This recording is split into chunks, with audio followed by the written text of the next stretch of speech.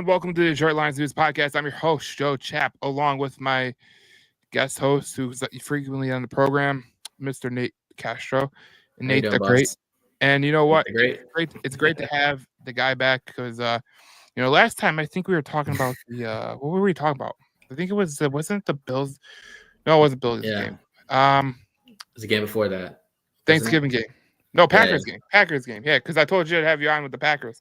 But yeah, obviously we get through here and everything's happening right now. Obviously, the Lions signed Teddy Bridgewater to the rest of the year deal, so that's cool, I guess. And then Khalif Raymond was brought back for his designated return per Coach Campbell. Mm-hmm. And then obviously Terran Arnold right now is dealing with the illness, so this was like the practice. Germ's back too. Yeah, Germ was a full practice day. Khalif Raymond was a full practice. Graham was a full practice. Dave Montgomery was a no practice, obviously, and Arnold was a no practice because of an illness. So that's part of the news. Obviously, like I was gonna say, bring it up, like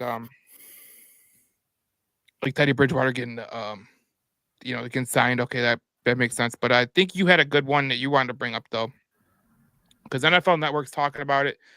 Everyone's talking about it all over the interwebs, and I think that we can enlighten the people about, because I got some stuff that I haven't shared with anybody, but I'll share it here on the podcast because it's a good time to share it. So you're watching. What is NFL Network saying right now? Well, they were just talking about Ben Johnson and his intrigue or interest in the Bears. And to be honest with you, Ben could have probably no comment when they asked him about Caleb Williams. Right. He's kind of was baited into that question. And usually Ben Johnson, I think Ben Johnson's a smart guy. He knew where they were going with this, And so I'm surprised he didn't no comment it, but he talked about how the ball whistled next to him, and he kind of talked a little glowingly about Caleb Williams. Yeah. And I think ever since that comment was made, the narrative has been spin more with Ben Johnson to the Bears. So he's kind of started himself. I mean, now when there's smoke, there's fire. Right. Personally, I'm with you. I've talked to Bears fans. I was on their podcast last week after the game was over. Oh yeah. And we talked about Ben Johnson, and I don't think it's a good fit. I mean, because when you've got no O-line, you've got really no running backs, like Ben Johnson, that's what's dependent on him is all that, and right. The front office is a mess. Well, so here's the thing. I can tell people this. Okay. So I did talk to someone that I know who is close with the Bears or whatever. Supposedly they don't even want Ben Johnson. That's just a media hyped rumor, to be honest. But if they can't get Pete Carroll or Vrabel, they might go with Ben Johnson. But I don't know. I've heard rumors from people all over the interwebs, not over the interwebs, but people I know. It said Bobby Slowick and Ben Johnson are going to be very, very frank with where they go. They want to go to a perfect situation because they can. Because there's going to be a lot of people, going after them. And one of the things I heard that I was actually kind of that's pretty shocking is if God forbid the Eagles go in their tank the next couple of weeks, right? And they fire Nick Sirianni, Bobby Slowick and Ben Johnson would be the first names I'd be called. Absolutely. You know what I'm saying? Sure. If I'm Ben Johnson, am I really going to go to a place like Chicago? I mean, I know Caleb Williams is great and everything, but come on. Caleb Williams, it's still a Bears organization that hasn't really done much of nothing lately. I mean, you can go to the Jets. Why would you go to the Jets? The Giants. Why would you go to the Giants? Saints. You're in a cap hell. You're starting to rebuild. So, I mean, you look at the jobs that are going to be available. I mean, if there's a job that comes available that you're okay, that job right there, I could see it. But I don't know about you, man. I don't think Ben Johnson is gonna, want to go to Chicago. It's going to be interesting because Ben came out and said that he was not going to interview anybody until after the season's over, and we all expect the Lions to be in the Super Bowl and win it. So you're talking late mid-February by the time Ben Johnson's season will be over. How long are teams willing to wait for that? And Well, go they're ahead. gonna obviously talk behind the scenes to their agent. Like for instance, like when we hired Matt Patricia, which was a wholly worst nightmare ever. But when we hired Matt Patricia, that was like I think we did an interview around divisional weekend. Or no, yeah, divisional weekend, like the Saturday before. Mm-hmm. And then but that was over like Skype or whatever, Zoom or the hell it was. I mean, if you heard the interview, Ben Johnson basically said, I'm not doing anything, talking any coaching jobs until after season's over. I believe him because I think last year he kind of was doing stuff, while getting ready for the Lions. You can't walk and chew gum at the same time. Well, I think of it. I really got to like focus this. Your attention. There's obviously other, Dan Campbell's probably talked to Sean Payton and Bill Parcells, and they've dealt with it this similar thing throughout their coaching history. And I'm sure he's like, look, I don't know how to deal with it. How do I deal with it? And they're probably telling him stuff to do, like get who you think is going to be the most qualified, and then he could be your OC, or if Aaron Glenn leaves, that could be your DC. But like, I think Dan Campbell has a good insulation of how he's going to do everything. It's whether Ben Johnson wants to interview these places and he wants to do it on his time. Right. That's the biggest thing. Like if Chicago comes to you today and says, let's interview today, I mean, it's the middle of the week. You're really not doing much except doing game planning. But I truly believe that his focus is in Detroit. Like if he wants to see this through. He wants to see this to the championship and to the Super Bowl and a win. The thing with Ben Johnson is like, and I brought this up to the Bears fan too.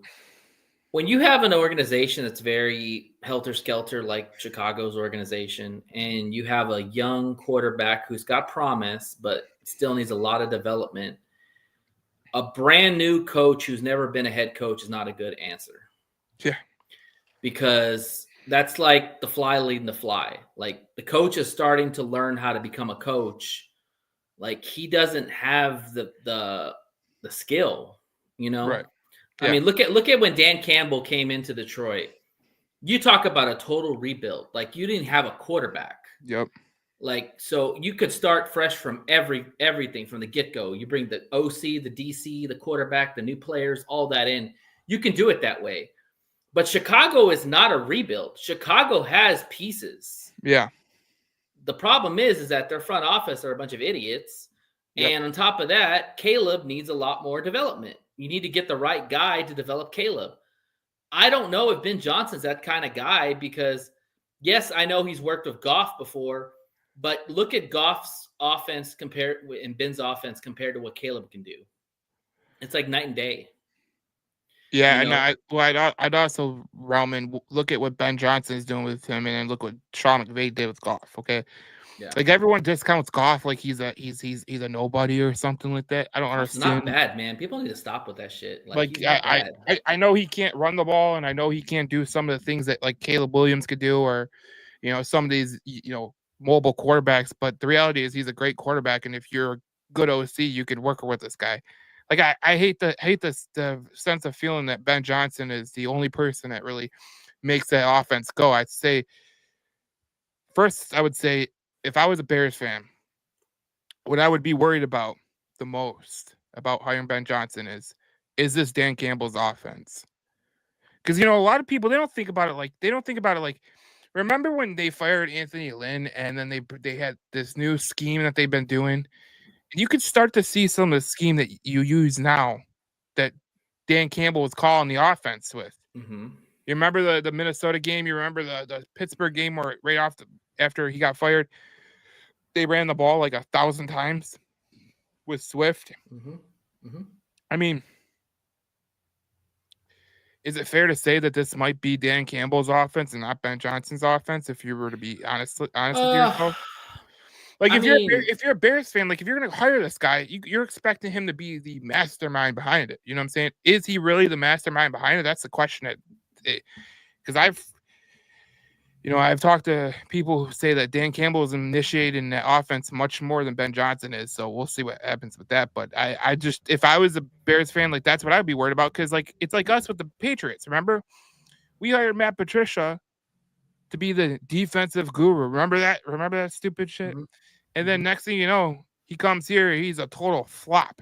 Like that's Yeah. some of the things you worry about with some of these guys, Well, also too, the way I look at it is that people give credit too much to Ben Johnson because the Yeah. reality is the offense is good because of the players. Like Yeah. you have a top line, Yep. you have great running backs, you have great receivers, you have great tight ends.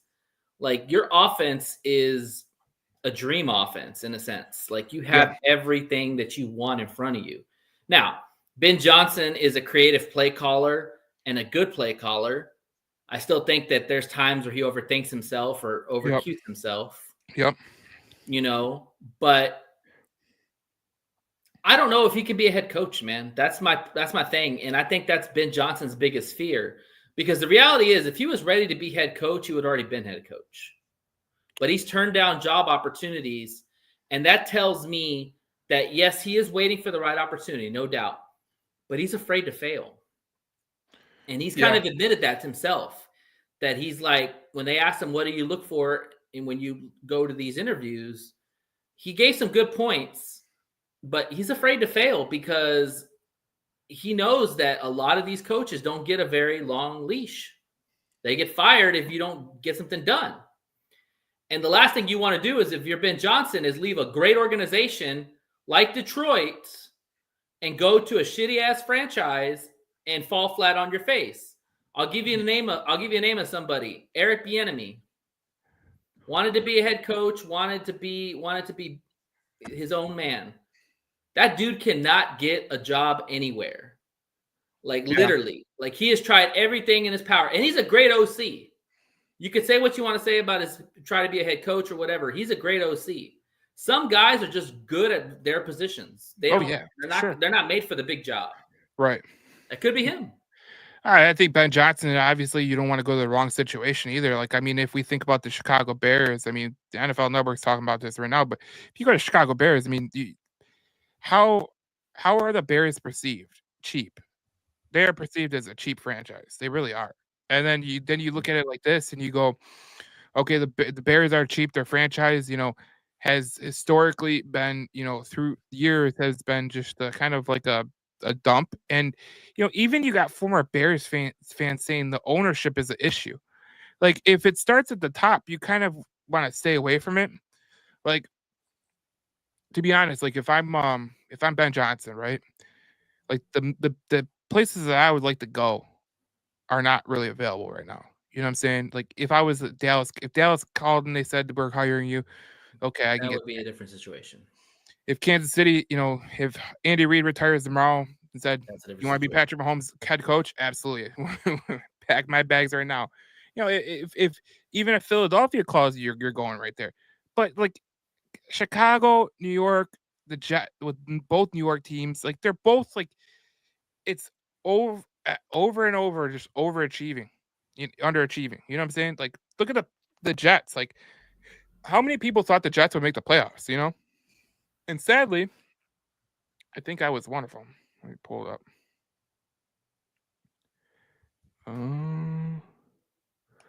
Yep, I was one of them. I said they would be the 6th seed, so I'm an idiot. But yeah, that's just the way it goes. So, I mean, I don't know about you, Nate, but I wouldn't go to Chicago, to be honest. Yeah, it doesn't make any sense right now because of the franchise and how much shambles they are. Like, why would you go there? And on top of that, we talked to a Bear fan, a big Bear fans, and they said that the problem with the organization is that a lot of the guys who are calling the shots don't really know football. They're more prevalent in other areas. And Ben Johnson wants full control of the roster. I mean, you could see it with the roster that they put together this year. I mean, if anyone ever told you that DeAndre Swift would be a good running back behind that offensive line, you're an idiot. But it is what it is. Darcy says, what's up in the chat? Hold up. Let me What's up, Darcy? Let me get this new one. Right here. What's up, Darcy? Matt says, "What about Teddy?" We talked about Teddy for a minute. Obviously, there's not much to talk about. Teddy is veteran quarterback. Veteran quarterback. You're gonna bring him in, and you're gonna hope that you don't have to use him. I want to get your expert opinion.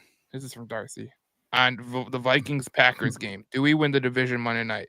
This is another one I want to talk about with you, Nate, because I know you're a huge Packer fan. Yeah, right. Packer hater. Packer hater. But go ahead. So this week we have the Packers and the Vikings on Sunday, 4:25, whatever. I find it very, very interesting. One thing in particular, the Packers are now favored. Oh, really? Packers are now favored at US Bank Field. So I don't know what to think of it. Like, I think the Packers are a way better team, in my opinion, than the Vikings. Just my opinion. Like, I think their roster really.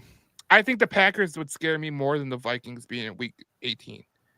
I'm not being facetious or nothing. I just think like the Packers, like, first of all, LaFleur is a damn good coach. Now I know that they haven't beat the Lions lately, and that's all right. But they've came really close. Like, we played some really good games against them, and it just came down to the schematics. But I look at Jordan Love. I think he's really turning the corner.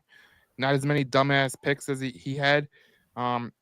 Defensively, they got that rookie Edgerrin Cooper from Texas A&M, who's having a hell of a year, man. No, that kid he's been all over the place, and thank God he missed the Detroit game, because that was noticeable when he came back. Yeah, it pained me, being an Aggie fan. It pained me to see him go to the Packers. Did you expect him to be that good? The jury's still out on him, man. He's made some good plays. It's a rookie, not a lot of teams have tape on him. I think he can make plays. Like in A&M, he did that.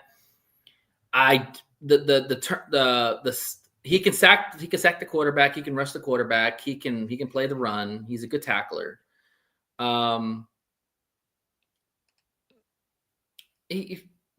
He's kind of what I expected him to be. That's why I wanted him for the Lions really bad, but we were loaded at linebacker. So, like I said, I hated he went to the Packers. Anybody else, I would have been happy for him, but I hate that he went to Green Bay. And they need a linebacker so bad. He's going to be a good one. I don't know if he's going to be a lead or a stud, but he's a good solid guy. The problem with him is injuries. Yeah, in A&M, he's already been injured this year too. Yeah, and A&M injuries were a problem because the guy is like a missile.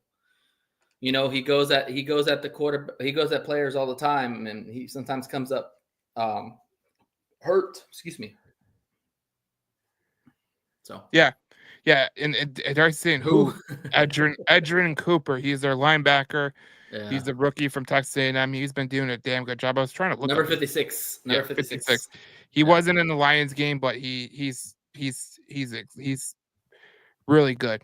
I'm gonna going back to that question about the Packers and the Vikings. I do agree with you. As much as I hate Green Bay does have the better roster.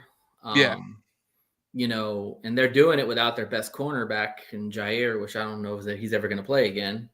But I mean, they have talent all across the board. Like they are legit threats every year to us.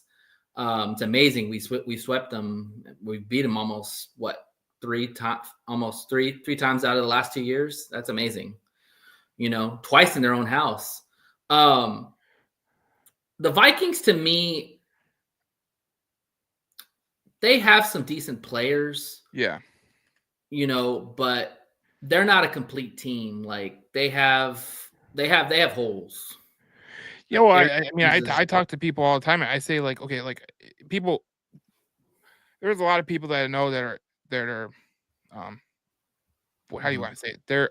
They're not fully confident that the Lions could win against the Vikings at Week 18, which I say, dude, you could beat the Vikings this week. Like, it's not going to, the Week 18, it's going to be easy. Not easy, but it's going to be, they're not this, great team like people think. I don't think they're like, the Packers or even the Bills. I don't think they're the Bills, obviously. Like, I think there's a direct correlation from, like, if you were to go Detroit, Philly, Green Bay, Minnesota, kind of like there's a stark difference from Philadelphia to Minnesota. Mm-hmm. So it's interesting. Yeah, and also too, let me just say this about Green Bay and Minnesota. They've been I can't get the word out. But basically they've lucked out playing an easier schedule. I mean, neither one of the teams has played very many winning records. Yeah. And so though I do think both teams are good, I don't think that they're as good as their record is. Does that make sense? No, Because that makes sense for they've sure. beat up on a lot of weak teams. Like I think Minnesota's had 3 wins against winning teams with winning record this year. Yeah. And the Packers have had probably 2 winning or maybe 3 winning teams too. And the Lions have had probably let's put it this way, the Lions had 3 just in division. Yeah. Well, I look at it like this. Like I look at it like right here, like record in close games. They're 8-1. You know, that's insane to be 8-1 in close games. And yeah, the spread is -1 for Green Bay right now. The over under is 48.5. And if you want to go money line, it's even money line for both teams. So it's interesting. Obviously, it's gonna be a hell of a game. That's for sure. It's a lot of people think that the Packers are just going to lay down and let the Vikings get them to the week 18. Green Bay's playing for seeding.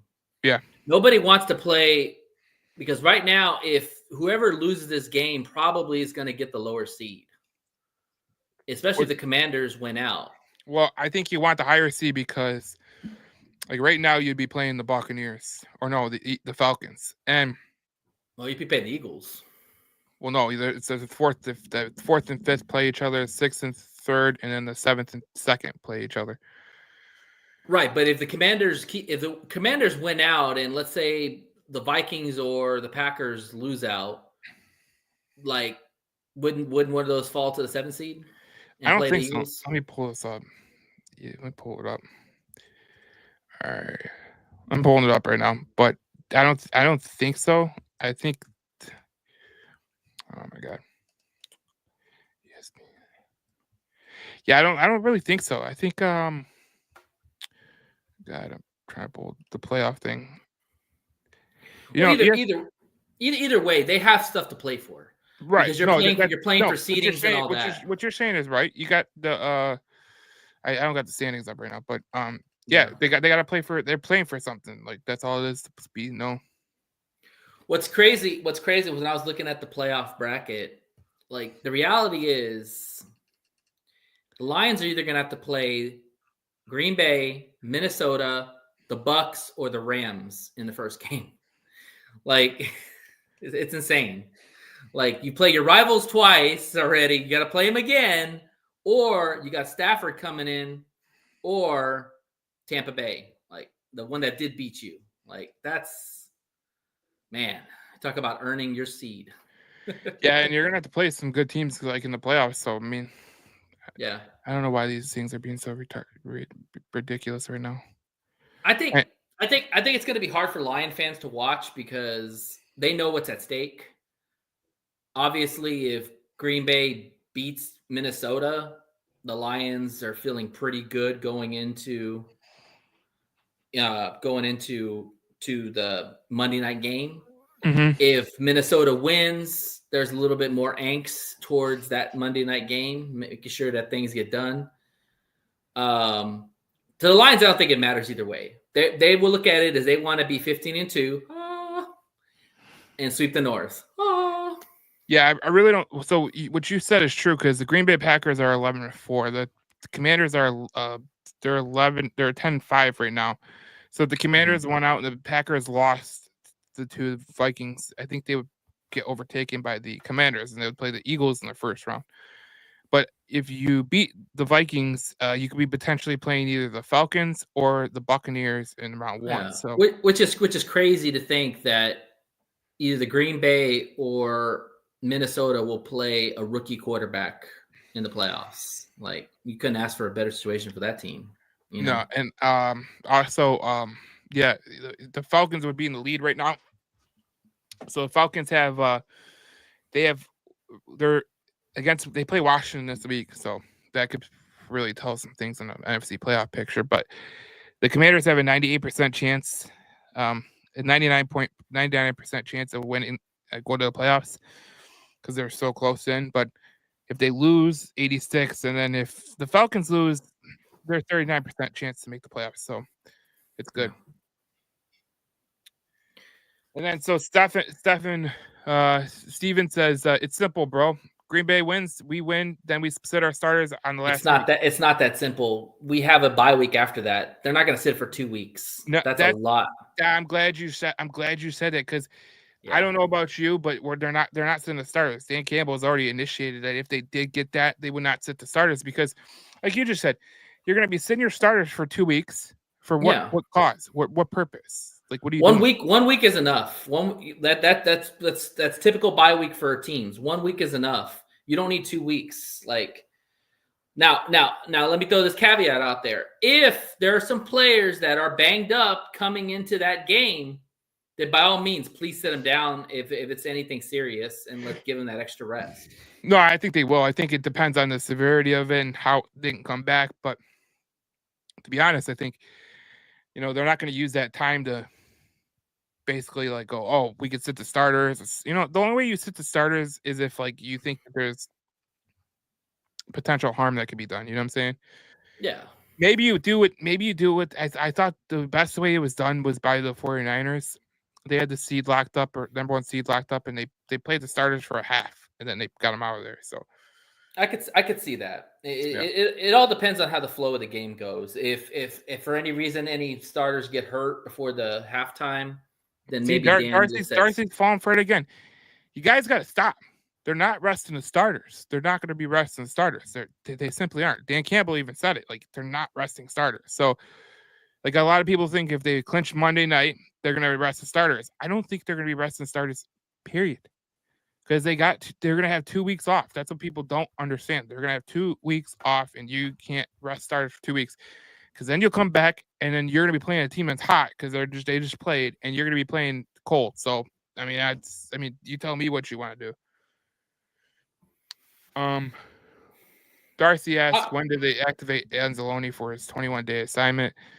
Dan said probably next week, more likely. Yeah, that's exactly what I was going to say. Next week, probably, because yeah.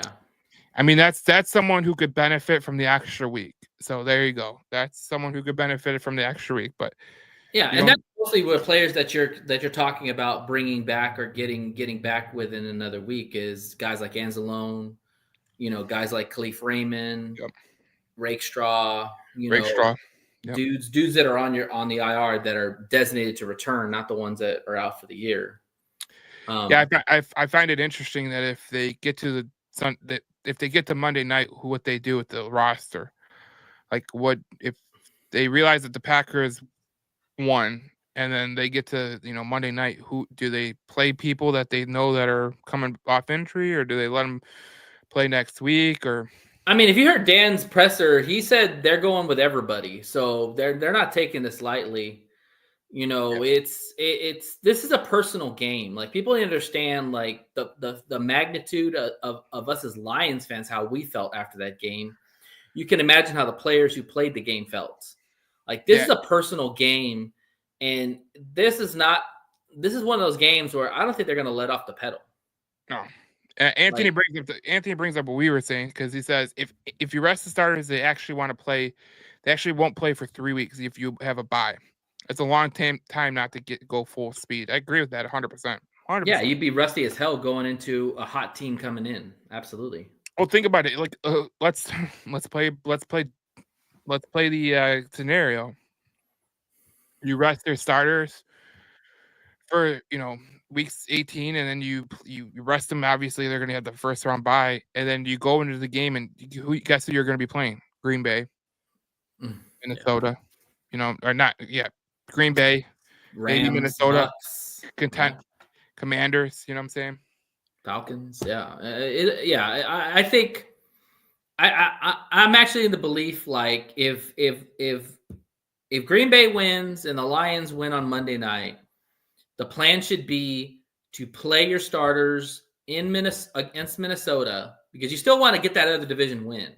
Dan's really big on that. He wants to get that another division win. He wants to sweep the North, and also because I said that too. Well, Steven says he clarifies his comment. He says, I didn't say the starters. I said the starters are key players is what I'm talking about. If we clinch a number 1 seed, it would be kind of football, stupid. Man. Risk a star player getting hurt, but Campbell rolls the dice, so I don't know.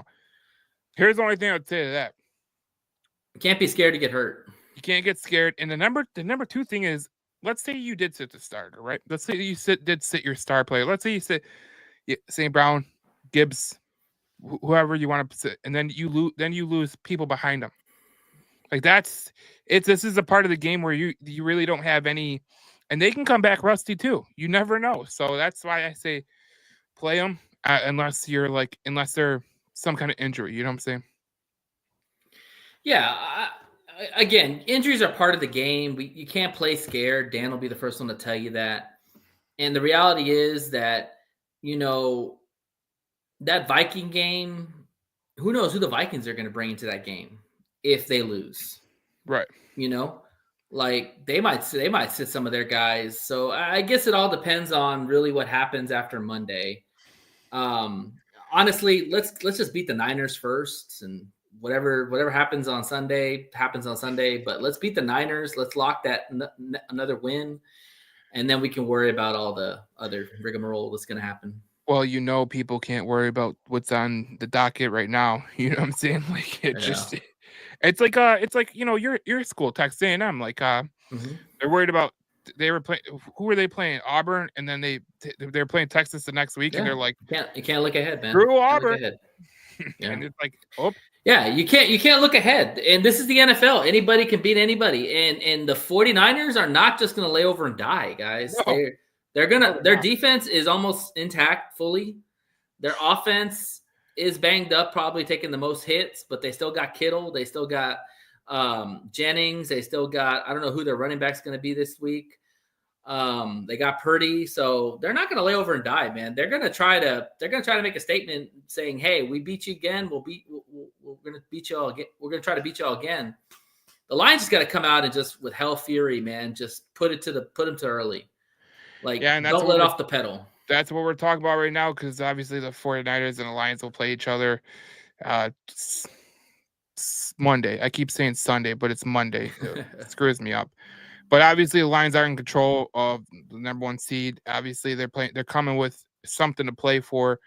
And you look at it like this, like these two offenses, I mean, I really don't fear the 49ers offense, but you did bring up a good point about George Kittle.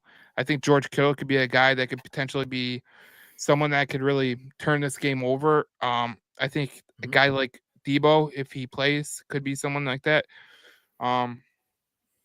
But I'm not really worried about Purdy as a passer. I don't think he's one of the best passers we've gone against. I would say he's better than Darnold coming up. I mean, I would say they're shades of each other. But Purdy, the thing about Purdy that people don't really realize is he's more mobile than other people think.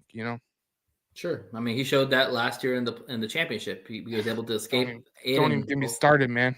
Hey, man, we got to talk about it. We got to talk about it. It's therapy. Man, that was that was a 20-yard run too, wasn't it? Mm-hmm. Something like that. Whatever. If you go look at these stats of all these 4 players, Gibbs, their starting running back is going to be Patrick Taylor. If you've ever heard of Patrick Taylor, no. So Mason's out, Caffrey's out. Garendo's out. Wow. So they're on their 4th running back. Okay. They're on their 4th running back. Obviously Purdy's had a pretty decent year. It's not the greatest. He's having a horrible year in terms of quarterback rating, but when you take Christian McCaffrey away from him, him, it's going to be a little bit difficult. But offensively, I think that they're going to struggle, because I always think that a guy like Kyle Shanahan's going to do a good job at trying to do whatever he can to get points on the board. Sure. But I feel like, you're down to your 4th-string running back. Kittle's the only one healthy. Debo's he's on the midst of being healthy, not healthy. No Trent Williams. Yeah, Trent Williams is out. Dre Greenlaw is out on defense. We'll get to that in a minute. But, I mean, there's one guy that I think could be a little bit sway the way that they play is Eric Pearsall. Mm-hmm. So I think he could be a guy that could really sway some things, but they're missing a ton of people. Like they're missing a ton of people, and they're not the same offense as they were last year. But it's always you always got to take this team seriously because they do got that championship mindset, like we always talk about. They got the championship mindset.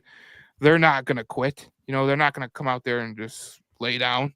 They're gonna play you tough, and that's exactly what the 49ers have been doing the last couple of weeks, playing teams really, really tough. Yeah, they're not gonna, like I said, they're not gonna roll over and die. Lions fans, you get that out of their head. I mean, this team, they want to finish on a winning note. They want to get a win. It's on Monday Night Football. You think they want to get embarrassed on Monday Night Football? Hell no. No. But the thing is, I'm sorry, go ahead. No, you can go. Go. The thing is, this is more on the Lions side. The Lions have to come out with the same mentality they came out in Chicago with. A more lesser team that's beat up or has issues or whatever, and they've got to take advantage and put them down early. Like, that's what the Lions have to do with the Niners. They have to take advantage of a team that has a lot of injuries, a lot of problems, and put them down early.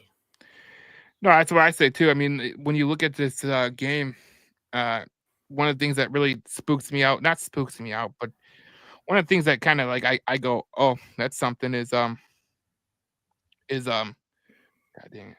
I hate that facial recognition thing they have for Apple. It's so stupid. Try to get on my phone. It's like, oh, I can't read your face. But no, the one thing that scares me about the 49ers is the championship mindset. I know they don't got Trent Williams, which their offense is completely different without Trent Williams. But they still got a good team. Like they're not gonna lay, like you said, they're not gonna lay over. They're still, and you look at the rankings, like they're 7th in total yards, 7th in passing yards. They're still a good team. They put up points, 22.1. Obviously, they're not like us, but they're 15th in the NFL. They've dealt with a lot of injuries, so 15th in the NFL for where they're at. Yeah. In terms of injuries, is pretty good. But you look at the defensive side of the ball, like they're 2nd in total yards. They really do a good job at passing yards. Like they're 3rd in total passing yards, 183.3. They allowed a little bit of rushing, 15th in the NFL. They give up a lot of points, tied for 20th in the NFL. Their 4th down is not. I mean, the 3rd down is defense is not that good, but they got a lot of they got a lot of guys that are injured. Dre Greenlaw is not going to play. I don't know if Nick Bosa will play. I heard Bosa's kind of. I haven't seen their injury report yet. I don't know what's. They keep saying that he's going to not play. He might not play. He might play. Like last week, it was the same thing that he was going to be like a game time decision type of thing, and it's.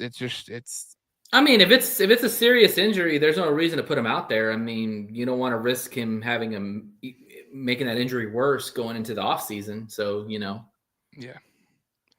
Yeah, I think that the 49ers, in terms of the way that they've been playing, like they've really played some tight games recently. Like and they're out of the playoffs. Like they have no chance of making the playoffs. So, they're obviously gonna not going to make the playoffs this year after being in the Super Bowl. But when you look at them in the schedule that they played, I'm trying to pull it up. Where the hell is it at? I mean, last week they lost to the Dolphins. I really don't think any of us think the Dolphins are any great shakes, but they lost to the Bills, which we lost to the Bills too, but they lost 35-10. They beat the Chicago Bears by the same amount of points that we did. They lost against the Rams. They've lost 2 in a row now. So they've lost their last. They lost. Yeah, they're not the team. They're not the team that they were in the past. I think the shine has come off them, and losing Ayuk was huge. Losing McCaffrey obviously is big. They're just not the team that we faced last year. They're kind of a shell of themselves, and that's why Detroit's got to take advantage of it coming out early on and just put it to them. Like put them out early because. Again, just like I said with the Bears, you can't let this team linger in the 4th quarter. Like this should not be a game by the 4th quarter. Lions should be up by at least 2 touchdowns by the 4th quarter, or hell, even more. Like this should not be a close game at all. If the Lions want to do what they want to do and get to where they want to get to, they know what they got to do. Take care of business themselves, and then whatever happens on Sunday happens on Sunday. Yeah, I'm reading on the 49ers website that they shut down Trent Williams and Jalen Moore, their offensive lineman. They placed Jalen Moore on IR. Then they confirmed Trent Williams, Aaron Banks, and Moore to miss. So they haven't even said who Moore could be. Oh, Dre Greenlaw. I think Greenlaw for sure is out, and Williams is out for sure. That's all I heard of so far. So they have the Jalen Moore, Aaron. Oh, and Garindo's out. Garindo's out too. Garindo's out, but they haven't like said that he's out for the year yet. But there's some guys that could be put on that same list. Other players that could be worth monitoring heading into week 17 include Spencer Buford. That's their guard. Jair Brown. And their line's really banged up. Yeah, they got a lot of linemen banged up. And Isaac Garendo, they said expected to be back at practice on Thursday. I didn't see that. They didn't have an injury report on the website, but he says it's considered day-to-day with a hamstring, but is trending in the right direction. So he could play potentially. So yeah, it'll be interesting. So what do you think is the biggest thing about this game coming up? Just what it's going to take? Like, what do you think, like, in your mind, like, okay, two things. What is it going to take for the Lions to beat the 49ers, and what do the Lions have to watch out from the 49ers perspective? So, like I said, we got to start fast. We got to get out early on them, get up by at least 2 touchdowns, because the Niners are not a come from behind team. They're like us. They like to run the football. They like to play action, but they're not a team that's going to start just throwing darts down the field. So we got to get out early on them. And then also too, you've got to stop Kittle. Kittle is the heart and soul of that offense. Now that McCaffrey's out, Kittle is the guy. And if you can shut down Kittle, you take away Purdy's number one option.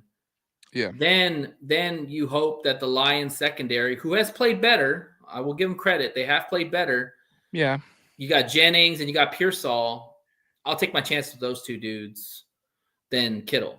But if you let Kittle erupt, Kittle can reinvigorate an offense at a high rate very quickly. The guy is just a madman. Oh yeah. Yeah, I would say with the Kittle, like he's a guy who could really just like blow up out of nowhere. Like he's one of those guys like you hope to keep him hemmed in, but like he's so good, he's so talented, he's so elite that is one of the guys you have to watch out for, to be honest. Like I know that Deebo Samuel's battling an injury, he's still playing, but he hasn't been the same in the last couple weeks. But George Kittle's been their main guy. Like he's been fantastic. Like I wish I would have had George Kittle on fantasy, because the last couple of games he's been doing good, and that brings me back to depressive that they shut down CeeDee Lamb. So and the thing is too with Kittle, like Shanahan does a really good job of scheming up and attacking weaknesses. Yep. Our weaknesses are linebackers. Now, yes, we get Germ back, which is huge, because I trust Germ over any of the other guys we have, But how AG schemes up how to cover Kittle is going to be paramount, because if he can take away Kittle, then, like I said, I trust Terrian, I trust Meek Robinson to go against Jennings and go against, Pearsall or Deebo or whoever. Right. I trust those one-on-one matchups, but Kittle is the one guy who can literally wreck the defense like crazy if you allow him to. Yeah, the one thing I worry about, I'm looking at this stat right now about George Kittle, and it's one of the most interesting stats I've ever read, because he's averaging like 14 something. I just had it up and it just went away for some reason. Targets? No, it's something different. I forget what it's You know what? I'm having a bad time trying to get this. You're good. The main thing is Kittle's going to be a guy that you have to pay attention to. If you don't pay attention to him and you allow him to go off, that opens up everybody else. Yeah, I'm having an issue with the it canceled me out. You know how you're logged into a website and it logs you out, like NFL Pro. Like, come on, dude, just do your job. No, I was reading this stat. Here it is. Insights. Here it is. George Kittle. Where is it? Right here. Kittle has accumulated 484 yards after the catch this season, second among tight ends. Also received recording the second most yak per reception, second highest. Kittle don't go down the first time. You got to bring him down. You got to gang tackle his ass. And second highest yak cross success rate, which 67% among all tight ends, and he's second in that. And then Kittle has generated 149 plus yak yardage over expected this season. He's in the top percentile of even receivers. So, I mean, come on, dude. Like, that guy is it's pretty interesting. But also something that I want to put out here is something that I think that Aaron Glenn's gonna have to monitor is that Deebo Samuel has lined up in the backfield on 11 snaps last week against the Dolphins. His most backfield snaps in a game since week 13 in 2023 or 2022. Sure. So I think if they have the same running backs as they had last week, I can see them doing the same damn thing. You know what I'm saying? Yeah. Especially if Garindo is not even 100%, which he's not going to be with a hammy. You know, like you have that other guy who we talked about, Patrick Taylor, and probably going to be Deebo. I mean, Garindo might spell him at times, but I don't expect Garindo to get a big load if he's got a hammy injury. That's just no. And then there's this statistic I want to run by you. Since entering week 17, Kyle Shanahan announced that Trent Williams and Aaron Banks, the left tackle and left guard, are going to be out, and Jalen Moore. Since 2022, the 49ers offense has averaged 5.3 with Williams and Banks off the field, a full yard less than their average with duo both on the field. So they average a yard less with those guys off the field than with on the field. So they average more with them off? Less. So they less. Well, Trent Williams is one of the best tackles out there. Yeah. So yeah, it's a huge. But you talk about those two guys, like that's a left side of their line. That's a pretty big one right there. Well, I'll say this. I mean, I hope it speaks to fruition, but it sounds like it'll be a good day for the D-line, because if they're going against backups, at least 3 backups we're probably looking at.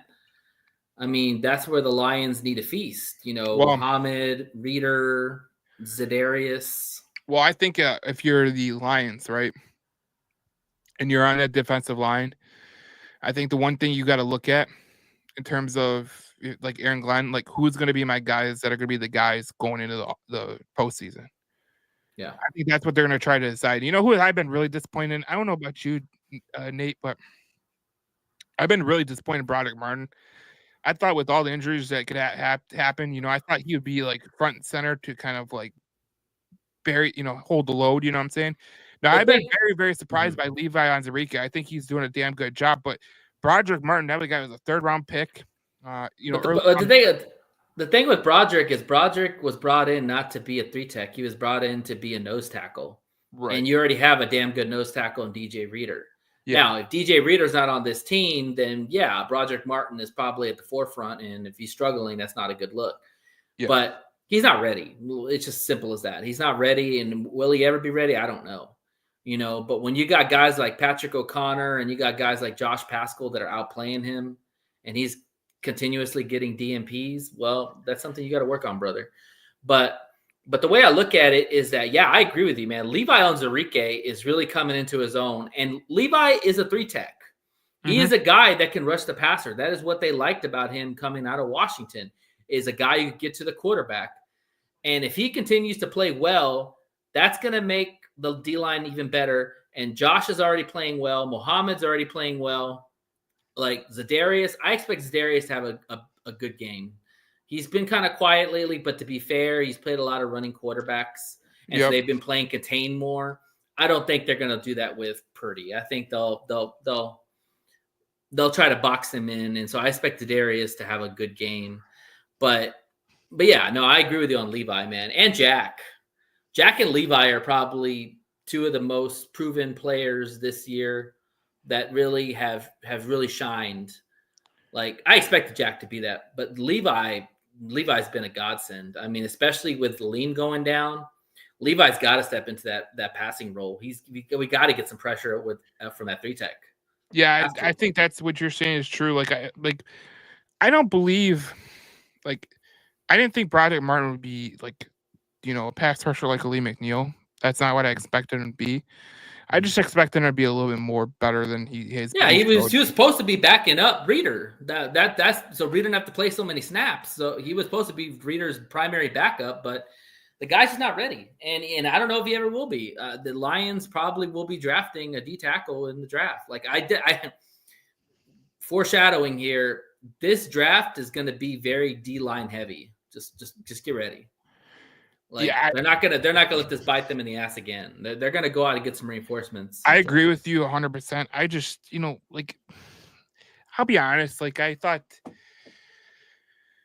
they should have drafted defensive lineman last year. Like I thought they should have got like instead of the board didn't fall that way. Yeah, the board didn't fall that way, and I thought the year before they should have got more defensive linemen, but the board also didn't fall that way. So it's kind of like those are hard to find, man. There's not a lot of D tackles and a lot of D ends that are at that position, and where the Lions are, where we expect the Lions to be at the end of the year, they're gonna have the last pick of the draft for the first round. That's the problem, though. That is the problem. So Brad Holmes is gonna have to. I mean, but Brad Holmes can trade up. He's already shown the ability to do that.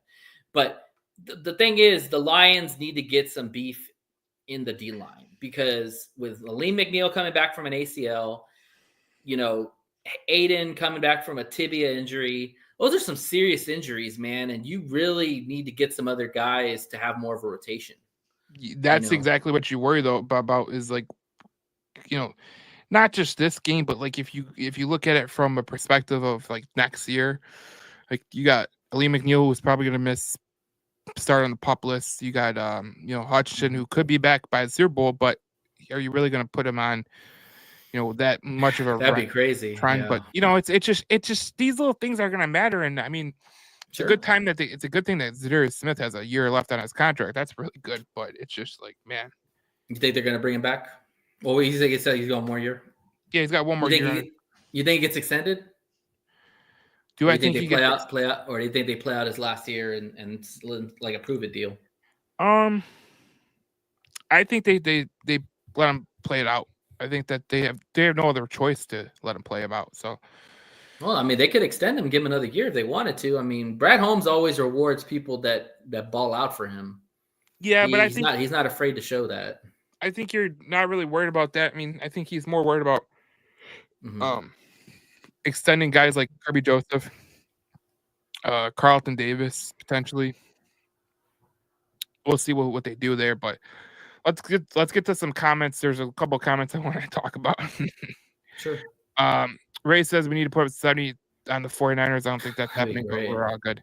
50 would be nice. I think the 49ers already know they're about to be embarrassed. So they're already sitting starters. No, I just think that their starters are hurt. Who is winning tonight? Chicago or San Francisco? Well, we play San Francisco this week, so it's Seattle. And I think Seattle has more to play for. And Chicago, like you said earlier in the podcast, they're a different team with Thomas Brown, to be honest. They're just going to be a different team. Leo says, I hope San Francisco wins, which I mean he means Seattle. They will have that vengeance to win like Buffalo did. Well, usually when teams play Detroit, they lose the next week. So it is what it is. Roy brings up a great point about the 49ers injury report. He says you can't trust the 49ers injury report. Look at what they did with McCaffrey at the beginning of the year, which I say that's a good point, Roy. That is a very, very good point.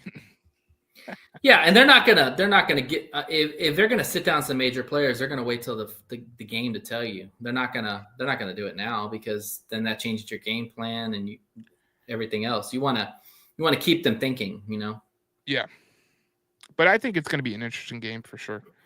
Oh yeah, for sure. Steve says any reason for seeding reasons Green Bay will throw this game against the Vikings. They're not gonna throw this game. No. Well, they lost to the Vikings. They want revenge. Well, I'll tell you why they don't want to lose to the Vikings. Because if they lose to the Vikings, potentially the Commanders could be moving in the 6th place. And you know who you would play in the 7th place? Philadelphia. Yep. And that's the last team you want to play. I'm pretty sure no team is going, yeah, let's go play the Eagles. That's fine. I think everything. No, if they did knock off the Eagles, I'd be okay with that because I'm more fearful of the Eagles than the Packers. So just saying. But if you're at Green Bay, who would you rather play, the Eagles or the Rams? Oh, you would. Yeah. I mean, it's no brainer there. Yeah, there's no one's throwing this game. If they were throwing this game, you would have heard Jordan Love sitting out, all this other guys. No, they're going in like we're going in. It's a regular game because they still got stuff to play for. There's not. This is not going to be determined. Well, it could be determined, but the seedings are not going to be determined after Monday. There's still going to be some jockeying little. That's what I think is the funniest about this whole thing. But Darcy says if the Vikings win and the Lions lose, if we beat the Vikings and then tongue twister, Vikings win. I think we win the division because of division wins.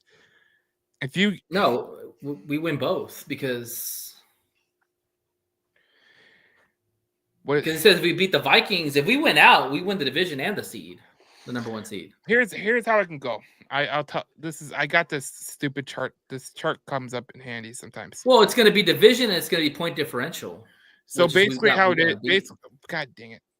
Get his comment off. Okay, there it is.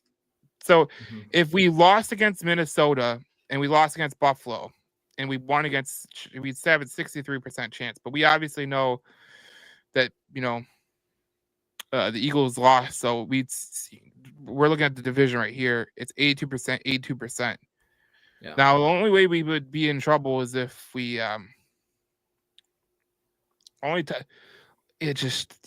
you'd have to have a lot going on to lose that part. So yeah, and the way I look at it, and I'm going to try to say this to Lions fans, listen, ain't nothing getting in the way of the Lions trying to get to the number 1 seed. No, you got to think about where we started last year in San Francisco. Woe is me. Dan Campbell straight up saying, "Hey guys, I don't think we're going to be back, or we might not be back." To where we're 2 games away from the number 1 seed, 2 games away from having the Super Bowl, the road to Super Bowl in our house. Yep. 2 games away from winning the division for a second time in a row. You think these games are going to get in the way of the Lions doing that? No. You got to be crazy. No. I don't think Dan won't allow that to happen. No. We lose in the playoffs, shit happens. Playoffs are playoffs. We don't expect to, but if we do, it happens. We're not going to lose to the Vikings, or we're not losing to the Niners before the season ends. It's just not going to happen. You got this far with all the injuries you have. You've done everything you've done to get there. You've done a little bit more like you said you were going to do. You're right there on the doorstep. You're not going to fall off the doorstep. You're going to get it done. Yeah, I think that's exactly what you said. You got to just win these next 2, and I think that I think the Lions know that they got to win the next 2. Just kind of have that mindset that they got to win the next 2. Yeah, they do. Yeah. More comments from people before we close it out. Geez, oh, peace. Big Z needs to get 2 sacks to get his $250,000 bonus. So he's got to be playing for some money. Well, he's got 2 games to do it. So sack it up, boy. You got 2 games to do it. So, and he loves playing against the rivals. Yeah, because he played against the Vikings. Yeah, it's true. Yeah, exactly. This is the first time he played against the Vikings, and they're the team that cut him.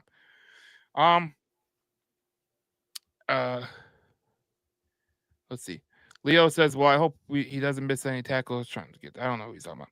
And then Josh says, "Oh, this is a scam."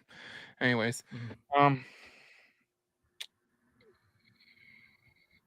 Roy says there isn't another team as out there as focused as the Lions, point blank, period. And then exactly, exactly. Dan will not let them get off kilter. He will not let them get off script. He's as focused as they are, and they follow suit with him. If you don't believe me, watch the Chicago game, watch the Cowboys game, where a lot of people thought that they were going to come in, be flat because of the narratives or whatever's going on, and they whooped the crap out of both teams. That's what I expect them to do against the Niners. Well, it's an interesting kind of thing, because when you talk about this game in particular, and you talk about the Lions and everything that's going around with it, I mean, the one thing I kind of go back on is Dan Campbell's. He first of all, I think they got a bad taste in their mouth that they lost the Bills, which he said multiple times. But I think the San Francisco game is crucial to them to go back there and win. And then obviously go 6-0 in the division to close it out. I think those are all goals that are in front of them. Even if the division does even if the Packers do win, I expect the Lions to want to win go 6-0 in the division. Because how many times do you go 6-0 in the division? Not very much. Not only that, but we've already lost 2 at home, man. We can't. That's supposed to be our sacred area, and credit the two teams that have beat us there. You're not letting a third team come in there and win. Especially your division rival. Okay. Yeah, exactly. Yeah. So, yeah, I always go back to the thing about winning on home field, because Tom Brady said this about the Patriots, because they only lost like 4 times in his whole career at Gillette Stadium, which is insane to think about. Like, you only lost 4 times in the regular season throughout your whole thing, but they lost 4 times throughout. And Tom Brady always said that, like, the worst thing is if you lose games at home, you got to go steal games on the road. I never forgot about that. So. And the good thing about the Lions is that if Lions just do what they're gonna do, they'll be fine. And then Steve says, I think Dan Gamble would strap on the helmet himself to win. He will have them ready no matter how we're. Dan would love to get out there and strap it up, man. I guarantee you, he probably does that in practice. Nobody says anything about it. I think he has. I think he's actually going to comment right now. I'm good. I woke up yesterday. I'm ready, man. I've got controlled fury, and I'm ready to go. I'm absolutely ready to go. I don't go the other way. So, and the team won't either. We're on a mission, and we're not going to feel sorry for ourselves and wallow in everything. We had plays to make, we didn't make them, and it's a tight game, a good opponent, playoff type atmosphere, and you got to make that one extra play that we didn't, and. So we will use this as fuel. I got pure octane right now. I woke up, I'm ready. So we're moving forward. That's the double coffee jugs right there that he has. Hey, Coach, he is so freaking hilarious, man. Like, his coffee order is insane. Have you ordered it? No. Okay, so I pray to God that he cuts back at some point. That's a lot of caffeine for him. So I was like, you know what? Screw it. I got Christmas shopping to do. I'm gonna order this effing coffee. So I went up to the Starbucks and I asked the lady for the Dan Campbell special. Is it a real thing? It's a real thing called the Dan Campbell. Yeah, in Detroit, it's a real thing. You can go there, Dan Campbell special. People order a ton of it. Anyways, I go there. I'm like, this thing's gonna be freaking great. First of all, the coffee was black as hell. There was no creamer in there at all. Second of all, the amount of espresso, I swear to God, I wanted to jump out of my car and start doing cartwheels, dude. Like, it's a lot, man.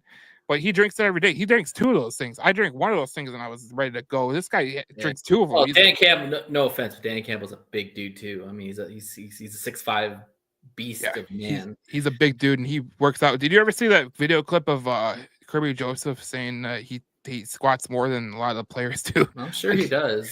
I'm sure people don't show weakness around Dan Campbell. You might show it against a guy like LaFleur who looks like he never played football in his life. But when you go against Dan Campbell, who comes in with shoulder pads built in, the guy's got just huge arms, like the traps, man. Those are huge, dude. You have to respect that guy. There is one thing I do want to say about Dan Campbell. I didn't see you the last time the Bills game, unfortunately. But I did want to say one thing about Dan Campbell. Listen, man, I love Dan Campbell. I think he's the greatest thing that the Lions could ever have for on this team in every aspect. The only thing I want to say about Dan Campbell that I'm a little concerned with is that, when you watch the presser about the onside kick, listen, I understand why he did it. I'm not mad about why he did it. Right. But when you go on air and TV and say, you know what, when I think about it, I probably shouldn't have done it. I don't like that, man. No. Stick to your guns, man. If you got the cojones to go for it, then damn it, own up and say, I went for it.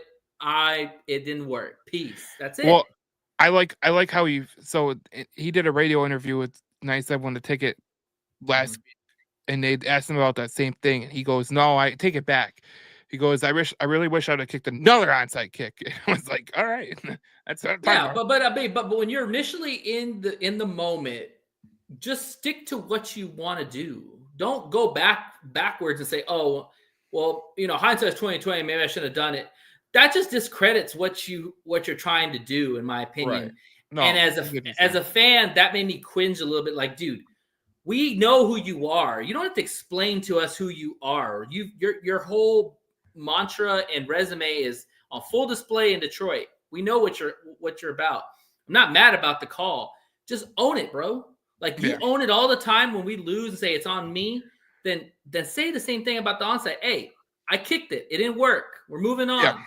Like, don't go back and say, oh, maybe I shouldn't have done it. That just doesn't sound good for me, because then I'm like, dude, you're not confident in your own decisions. No, I get what you're saying. Because I initially thought the same thing. Like just say why you did it, and we all know why you did it, because the Lions defense wasn't stopping Josh Allen at all.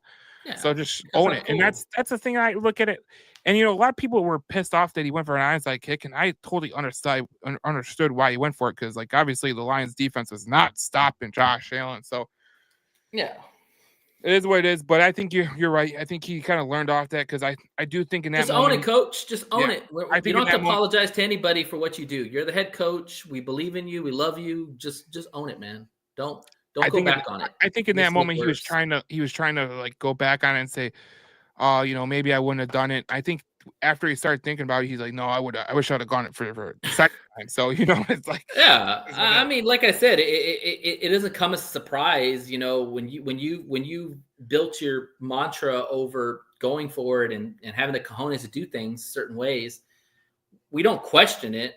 Right. We just want you to own what you do, because when you don't own it, that's where people come back and say, look, this guy doesn't know what he's doing, because he says one thing, then says another. Like, dude, it's like if you make a mistake, own your mistake and just move on. Don't make excuses. Don't make it worse than what it already is. Just do it. Roy asks, what is in a kneecap latte? Well, it's a Dan Campbell special. I got the recipe right here. It's incredible. It's the Dan Campbell. I'll look it up right now. I don't know the specifics, but all I gotta tell you is it's called Pike Roast, which is just unbelievable. Let me see. Dan Campbell's coffee routine. It's 2 venti Pike Place roast, which if you order that is like the darkest, blackest coffee you can order. It has 2 shots of espresso. This adds up to 80 ounces of coffee. Since venti is 20 ounces, but some sources mention it. It's 4 shots of espresso in total. This combination results in him consuming 1,100 milligrams of caffeine every morning. Oh my God! Which is likened to drinking the equivalent of 10 freaking Red Bulls. Let me ask you a funny question. So, if somebody said, "Joe, I'm going to give you $500," and you have 3 choices to eat or drink, you either do the Dan Campbell, all right, complete it, okay, or you do the McGriddle with extra salt like Jerry did in Hard Knocks, or you do the JMO one. Oh God, which one are you choosing? For $500, you got to finish it all. First of all, if I do the McGriddle with the extra salt, I swear to God, I'm gonna go to the moon. Because here's the thing, like there's already enough salt on those McGriddles to like send you to drink a ton of like pop. You know what I'm saying? But if you give me more salt, I might literally turn into the Atlantic Ocean. The JMO thing is like disgusting. Like have you done that? No, I can't do that, man. Like the JMO put the McFlurry on his Oreo McFlurry on his McDouble, which. Mm-hmm.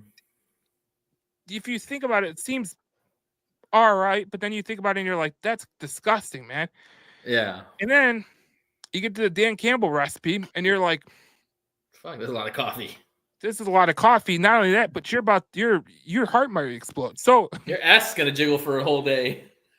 Dude, here's what's gonna happen. I'm gonna tell you exactly what's gonna happen. You're gonna hit after a half hour. You're gonna be like, "Oh, I'm ready to go," and then you're gonna be ready to go for sure on that portion. So, what are you taking? Oh, I'll take the coffee because at least it'll clean me out. Like I'll be 50 pounds lighter, I think. Yeah, probably won't do as much damage to you in the short term. Maybe in the long term. Yeah, The yeah. salt just sounds disgusting. I don't even like salt on my food. So that much salt would just make You me don't like gag salt? and throw up. No, not really. Well, I can't And put extra salt on a freaking McGriddle because that's salty enough. yeah, and then the Oreo McDouble. I don't drink coffee, so I probably do the Oreo McDouble. But I probably regret it. I probably never eat McDonald's after that again, which might not be a bad thing. I'll keep it with you 100. So I'll say this on the podcast right now. If JMO does like he did last week and wins me my championship in fantasy, because CD Lamb got shut down today, I will do the Oreo McFlurry thing on the podcast, and I'll invite you on here. We'll have a whole thing like where I go, okay, so now everyone's gonna be rooting for it. Like now everyone's gonna be saying, "Oh yeah, you're gonna be doing the Oreo McFlurry." If JMO does the same. So what does he have to? What does he have to do in order to do it? I mean, like give yourself something hard because I mean that's what he did last week. If he gets 150 yards and a touchdown, I'll do it. All right, that's fair because you made it sound like it was pretty disgusting. So 150 yards and a touchdown. That's a tough. I think that will win me my fantasy league. So let's let's hope that. Number one cardinal sin in fantasy football: you never draft your own players that you are fans of. Well, I got cut down to CD Lamb. CD Lamb got I saw that. His knees taken out today. So obviously, getting the championship round is week 16. I never understood the people that do week 18 football. That shit's dumb. Well. Quick question: what are your thoughts on possibly Shaquille Barrett or Calais Campbell coming to the Lions? Do you think it's possible at all?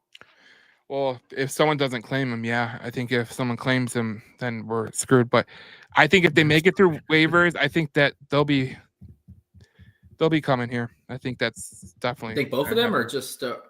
Or I mean, I think Calais has a really good chance because he wants to go to contender and. Yeah, but the only way the one thing you have to worry about with Calais Campbell is like I don't think he would make it through waivers because his contract is kind of like easy, you know what I'm saying? And I think that the Baltimore Ravens, where he used to play, would be like, yeah, let's get Calais Campbell back now. Like that'd be. They would be below us, right, on the waiver wire. Yeah, so they would have the first shot to get him. So. Interesting. That's a thing that sucks because I know that people were talking about, if you have the waiver wire and it's a veteran, can he go through without the waivers? And unfortunately, no. The only reason why he just didn't sign in the offseason with us made no sense. I don't know why he signed Miami. I don't know why he signed him because they bought this whole thing that Miami was going to be a good team this year, which I thought. No, Miami's not going to be a good team because I don't know if Tua could stay healthy for freaking 18 games. It's 17, 18 games. I don't know if he can play into the playoffs like he. Well, I don't think anybody saw Miami doing a dumpster dive like they did.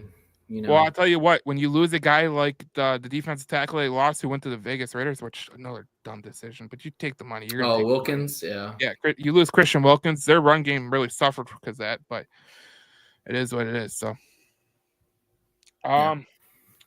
when you guys on next enjoying content? Oh, okay, next will be on. I'll be doing a pregame from Three Kings. Well, if you're available, you can come on too, Nate. And then we'll do a post-game podcast after the game because I got the day off afterwards, and I got this whole week off. What time do y'all go on? Because we go on at well, actually, no, we're not going on Sunday because we're doing a Monday. So yeah, what time are you gonna go on? Probably around 4 or 5. So that'd be 3 or on Sunday. No, Monday. Oh, okay.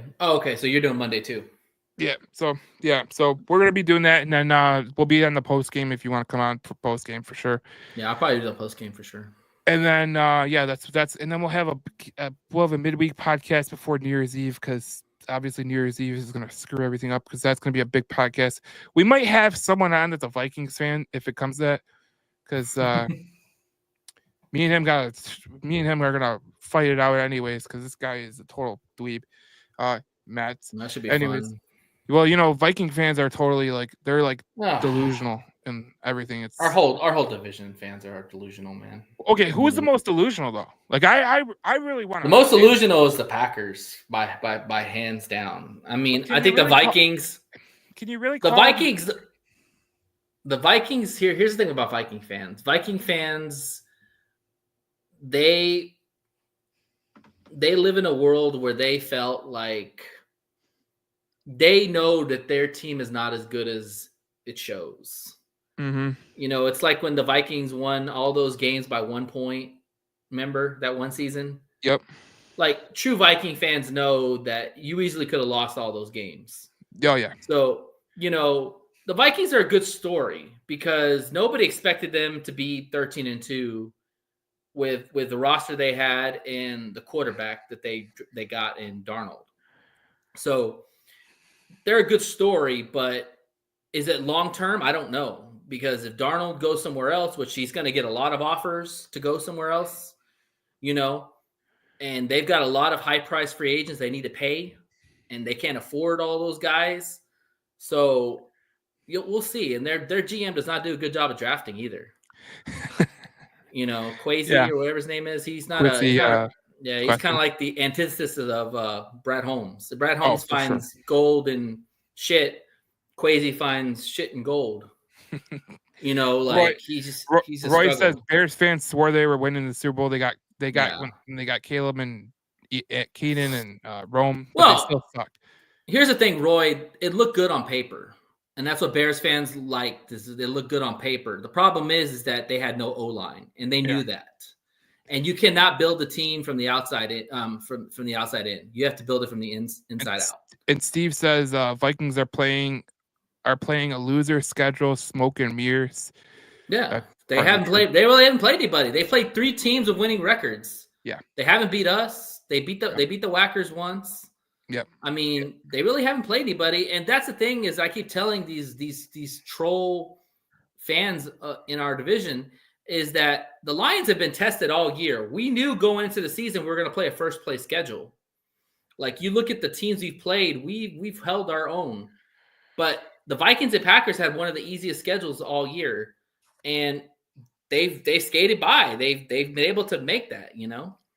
Yeah, I think he says I get that, but the Bears fans didn't. Yeah, the Bears fans of course not. Yeah. So let me get my synopsis. I think the most annoying fan base is obviously the Vikings and the Bears.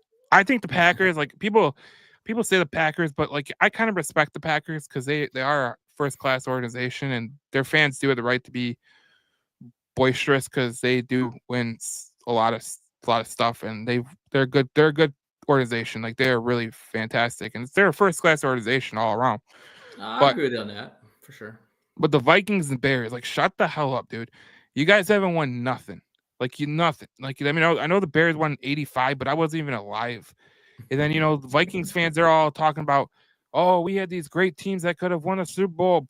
Go F yourself. You guys lost because you're a bunch of losers. Minnesota fans are they're historically losers. They lost their NHL franchise. They have the losing Timberwolves, which is just Anthony Edwards makes them look good, but whatever. Minnesota's a scumbag. Yeah, no, you bring up a good point. Green Bay does have a stellar franchise. There's no doubt about that. They've been the poster child of the North for the longest time. But I could at least respect the Packers. I can't respect the Vikings. I can't respect the Bears because they haven't done nothing to respect. Well, the Packers have, like you said, the Packers have the resume. The Bears and Vikings don't, and we don't either. I mean, I know deep down, we win the Super Bowl, we will. I know deep down inside there are Bears fans that wish they could be the Lions, because that's exactly what they wish they could be. But unfortunately, they can't because they're the stupid Bears, and I think they're about to get scored on because I got a text that DK Metcalf's in the red zone. So, you're ahead of me. Yeah. So it is what it is. We will talk to you guys after the game. We'll talk to you before the game on the pregame podcast at Three Kings, and then we will see you after the game for the postgame podcast. So that'll be fun. Hopefully, we come away with the win. And if the Packers win on Sunday, we are talking about winning for the division championship and the number 1 seed. So that'll be good. We'll go to Detroit. That'll be a great victory discussion. And that bye will be great to have. So that's for sure. So thank you guys for watching. Thank you for listening on this podcast platform. Remember to rate, review, and subscribe on YouTube. Rate, review on Apple and Spotify, and then we'll be golden. But thanks to the 11 people watching on X, the 2 people watching on YouTube, the 8 people watching on the Lions page, and then there's a bunch of them listening on other places. So Thank you for that. And then we'll see you guys in the next podcast. We talk more Detroit Lions football here on the Detroit Lions News Podcast. Thank you, Nate, for joining us. And we'll see you Go next Lions.